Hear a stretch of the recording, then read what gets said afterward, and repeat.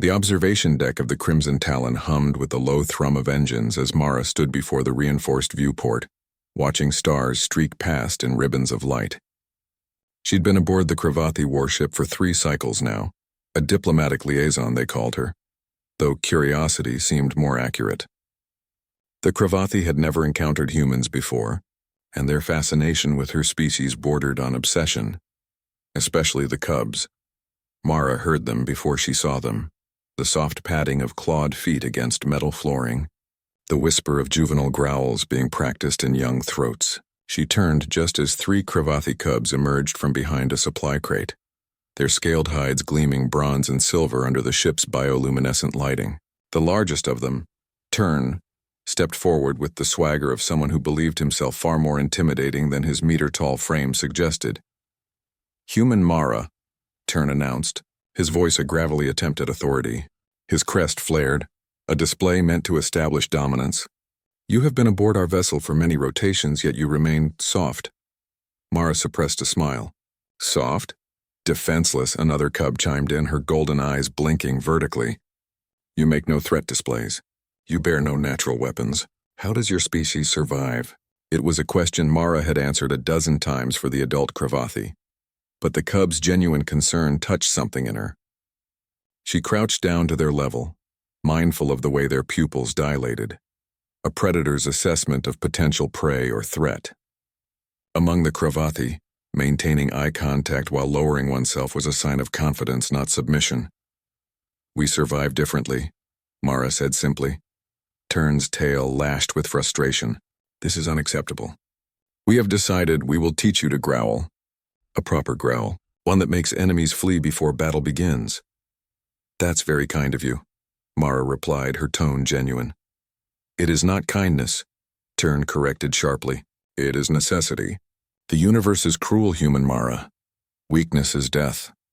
He paused, then added with something almost like worry, "We would not want you to die." Mara's chest tightened. These predator children, raised in a culture that valued strength above all else, were trying to protect her in the only way they knew how. "All right then," she said, settling into a more comfortable sitting position. "Teach me." Tern's crest rose with pride.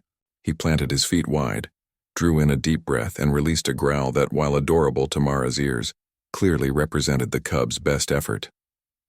It echoed through the observation deck, a sound that might have frightened a small rodent perhaps, but little else. "Now you try," Tern instructed. Mara cleared her throat and attempted her best approximation. What emerged was less of a growl and more of a strangled groan that sounded vaguely digestive in nature. The cubs exchanged glances. That was... The smallest cub began diplomatically. "Terrible." Tern finished. "Human Mara, you must pull the sound from your chest, from the place where your fighting spirit lives." He demonstrated again, this time adding a small hop for emphasis. For the next 20 minutes, Mara attempted various growls under the cub's increasingly desperate tutelage.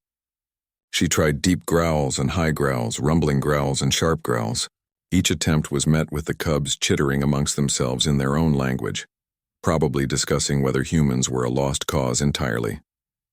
Finally, after a particularly pathetic attempt, Mara couldn't help herself. She started to laugh. The sound froze all 3 cubs mid-critique. They stared at her, heads tilted at identical angles, crests flattening against their skulls in confusion. Mara's laughter built, echoing through the observation deck in bright, cascading waves of sound. She clutched her stomach, shoulders shaking. What is that noise?" the golden-eyed cub whispered, almost fearful. Mara caught her breath, wiping at her eyes. "It's laughter. I'm sorry, I don't mean to be rude. You've all been wonderful teachers. It's just..." Another giggle escaped. "I'm really terrible at growling." Tern approached cautiously, sniffing the air around her as if laughter might have a scent. "This laughter, it is a distress call? A warning?" No, Mara assured him, her voice still dancing with amusement. "It's what humans do when something is funny. When something makes us happy. It's joy, I suppose." "Joy," Tern repeated slowly, tasting the word. "We have heard this term in the cultural files, but the sound is so strange." "Would you like to try?" Mara asked. The cubs looked at each other uncertainly. In Kravathi culture, Displays of anything other than strength or strategic cunning were often seen as vulnerability, but curiosity, that universal trait that transcended species, won out. "How does one laugh?" Tern asked, his fierce demeanor softening into something more childlike. Mara thought for a moment. "Well, you could start with a smile. Like this."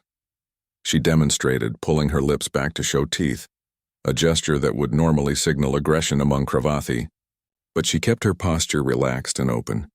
The cubs attempted to mimic her, creating rather alarming facial expressions that looked more like snarls than smiles. "Now," Mara continued, "think of something that makes you happy. Really genuinely happy." Tern's eyes grew distant. "Hunting simulations with my clutchmates. When we work together and succeed? Perfect. Hold that feeling. Now let that warmth in your chest come out as sound, but not aggressive, light, bouncing, free." Tern's first attempt sounded like a coughing fit. His second attempt was closer, a strange, chittering sound that didn't quite match human laughter but held the same quality of lightness. And then, on the third try, something magical happened. A genuine giggle emerged from Tern's throat, higher pitched than his attempted growls, bubbling up from somewhere unguarded and innocent. The sound startled him so much that he giggled again, this time in surprise at his own reaction. The other cubs joined in, their own versions of laughter mixing with Tern's. The observation deck filled with a sound that had never existed there before, the laughter of predator children discovering joy. Mara laughed too, and for several minutes the unlikely group simply sat together, sharing something precious. When the laughter finally subsided into breathless silence, Tern looked at Mara with new eyes. "This feeling," he said quietly, "is this why humans survive? Not because you are strong in body, but because you carry this lightness." Mara reached out slowly, and when Tern didn't pull away, she gently touched his scaled head. "We survive because we remember that life is worth living. We fight when we must, but we laugh when we can. And we teach each other, just like you taught me today." "But you cannot growl," the golden-eyed cub pointed out. "No," Mara agreed with a smile. "But now you can giggle. I think that's a fair trade." Tern's crest rose again, but this time with something other than aggression. Pride, perhaps, or understanding. "When I am grown and command my own ship, I will remember this. Human Mara. I will remember that strength comes in many forms. And I'll remember," Mara said, "that even the fiercest predators start as cubs who just want to protect their friends." As the three, young Kravathi eventually scampered off to their quarters, occasionally bursting into experimental giggles that echoed down the corridors, Mara returned to the viewport. Somewhere out there, humanity was making its mark on the galaxy not through superior weapons or tactical brilliance alone, but through moments like these, one giggle at a time.